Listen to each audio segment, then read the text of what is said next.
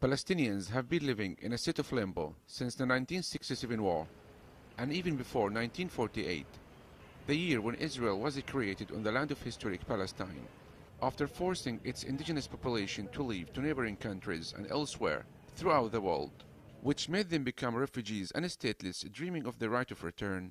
Since 1967, when Israel occupied the Gaza Strip and the West Bank, it has been in control of the Palestinian Population Registry and all important cards required to enter Gaza and the West Bank.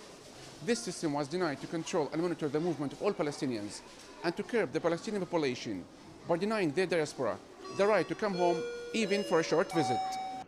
The Real News talked to Samah Sabawi, a Palestinian writer from Australia, who managed to enter Gaza to visit her family for the first time in 17 years.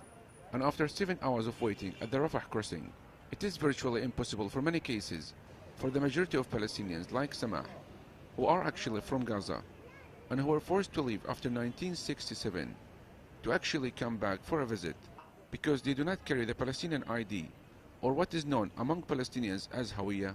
There is great power in controlling the birth registry and the population registry when you are a nation that defines yourself by a specific ethnic character, which is the Jewish character. You want to know how many non-Jews are being born within your area of control. You want to be able to control this population. So it's a great measurement of controlling not only the exit and entry and movement of the population, but also to implement a kind of a segregation so that you have people within the West Bank who cannot come to Gaza because they've got they're confined by their IDs to the West Bank, and you've got people in Gaza who can't dream of going to the West Bank for the same reason.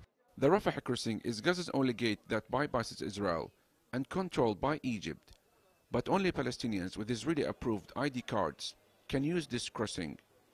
Those who do not have IDs or what is known as Palestinian National Number Card issued by Israeli Interior Ministry and wish to visit Gaza have to coordinate their visit with Egyptian authorities in case their attempts failed.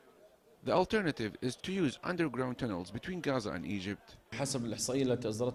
We have over 200,000 Palestinians registered in our database and who are living outside Gaza and do not have Palestinian IDs issued by Israeli authorities. They have applied for family unification, registration and residency. This issue was stopped by Israeli authorities some years ago. These people have either Egyptian or Lebanese or other travel documents and want to visit or live in Gaza. We have overcome this problem by coordinating this matter with Egyptian authorities, by granting them identification cards issued from the Palestinian Ministry of Interior in Gaza. With Israel controlling the Palestinian registry, the whole picture and the whole analysis becomes very clear. It is controlling every aspect of the lives of Palestinians from the moment they are born. This is one of the General Civil Affairs offices. Gaza residents come to such offices to issue new birth certificates for their new babies or to issue new passports.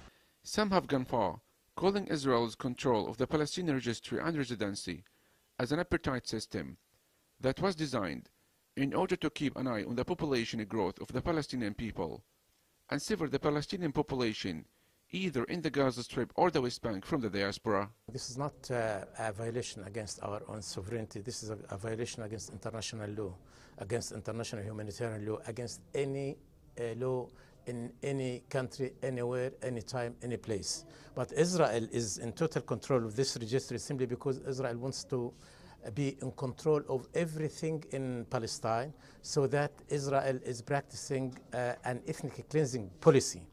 Whenever Israel knows that there is a growth in Palestinian population, Israel uses a new strategy in order to de-Palestinianize, depopulate, and de-Arabize Palestine, and to use this ethnic cleansing policy.